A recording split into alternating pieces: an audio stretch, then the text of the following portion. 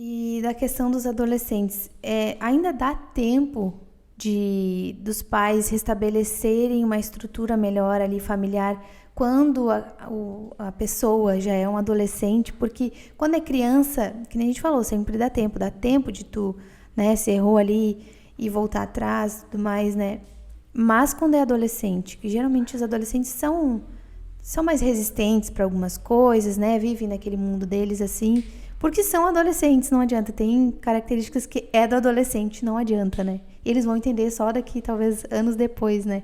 Então, dá tempo, assim, para quem é pai e mãe de adolescente, de repente está assistindo e quer saber, meu filho, errei ali quando ele era criança em algumas coisas e hoje em dia dá tempo ainda de reestruturar isso?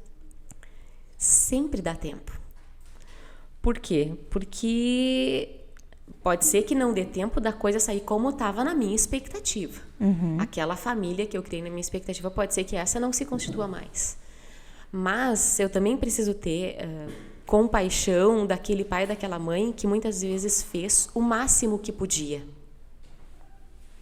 Eles também não sabiam, eles também estavam enfrentando momentos difíceis, eles também estavam, às vezes, no olho do furacão e não conseguiram dar um momento ideal. E aí eu preciso falar para esse adolescente assim, calma, os teus pais fizeram o melhor que eles podiam por você.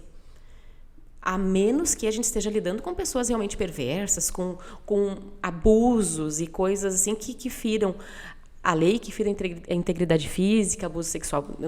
Esses não, para isso existe a lei, para isso existe um monte de norma. Sim. Eu falo desses casos normais, de pais às vezes que não conseguiram ser suficientemente bons naquele momento da infância, porque estavam em outros momentos.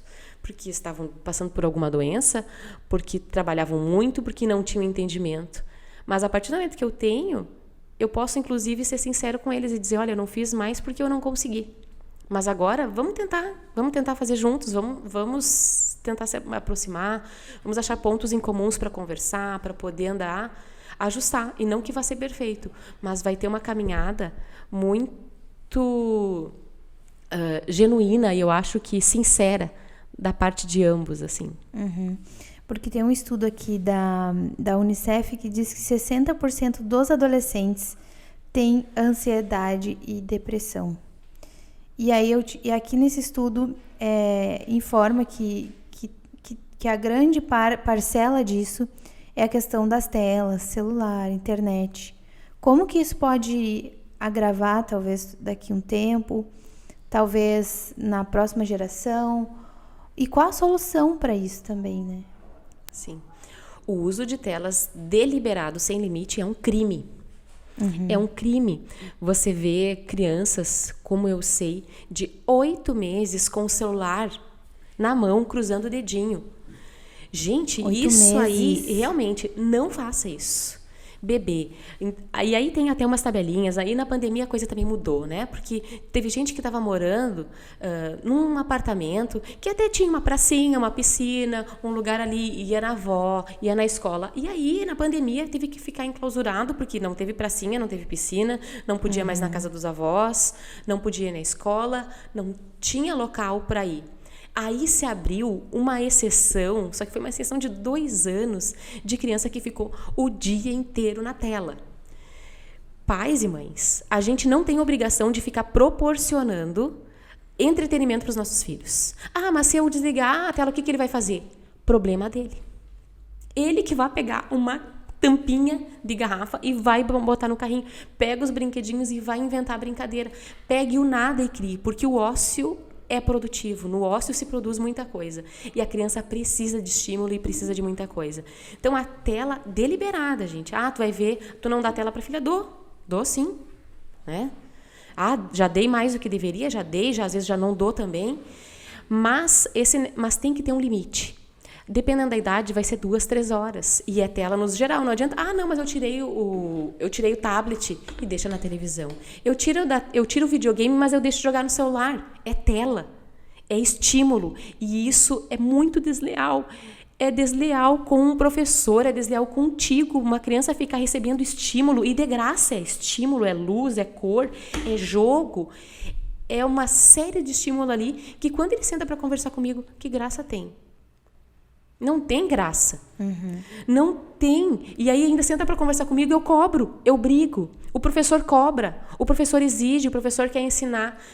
Aí a gente tem uma série de coisas que vão gerar, sim, muita ansiedade e muita depressão. A sociedade já é uma sociedade ansiosa por natureza, que vive correndo. Aí os pais também têm as suas demandas. Aí a gente tem uma pandemia que deixou todo mundo muito angustiado. A gente volta para a escola agora, pisando em ovos, não sabendo como é que vai ser, ficou muito tempo em casa. Tudo isso colabora.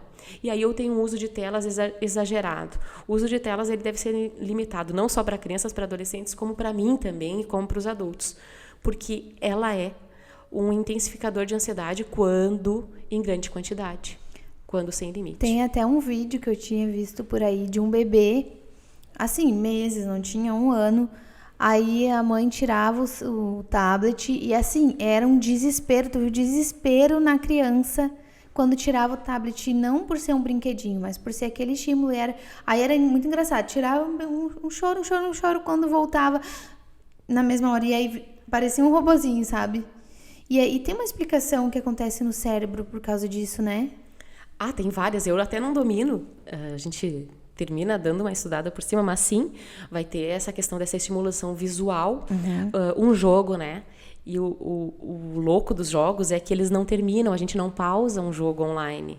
Se eu pausar o jogo online, eu boto a minha equipe a perder. Exato. E aí isso, olha, que nocivo que é isso. Sim. Porque o adolescente não quer fazer mais nada. Ele não vai sair daquilo ali. Vai sair daquilo ali para quê? Para ficar olhando para a cara de um pro outro. Mas o olhar para a cara de um e de outro também é saudável, também nos constitui nessa nossa relação. E aí a gente precisa também pensar nessas coisas. E não dá... Alguém que já ficou 5, 6 horas diárias, 12, 18 horas, sem limite, meia-noite, 1 hora, você vai tirar tudo de uma vez, é lógico que vai ter algum conflito ali. Então, a gente pode começar a botar algumas regras, vamos começar a diminuir isso aí. Não vai mais ficar até as 2 da manhã. Vamos botar aí meia-noite, 10 da noite, aí depois vamos fazer alguma outra coisa. Aí pensando em alternativas. Às vezes o circo já está montado, a situação já está criada.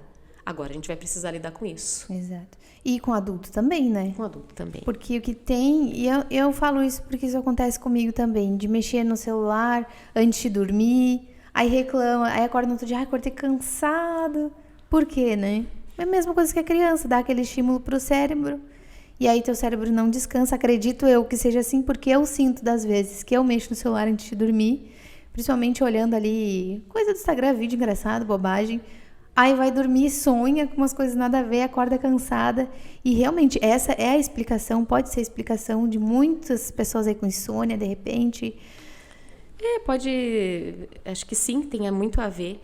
E tem a blue light, que é essa luz do celular, e tem alguns estudos já sobre isso. Tanto que os celulares mais novos, eles já têm um certo filtro. Ou deixa amarelado, ou ele deixa tudo em preto e branco. Porque essa blue light, ela vai afetar alguma área do cérebro, quem sabe com muito estímulo na parte visual ali. E aí, então, gente... Acionem esse filtrozinho aí, se vai ficar olhando o celular, né? Quem nunca ficou, que atire a primeira pedra.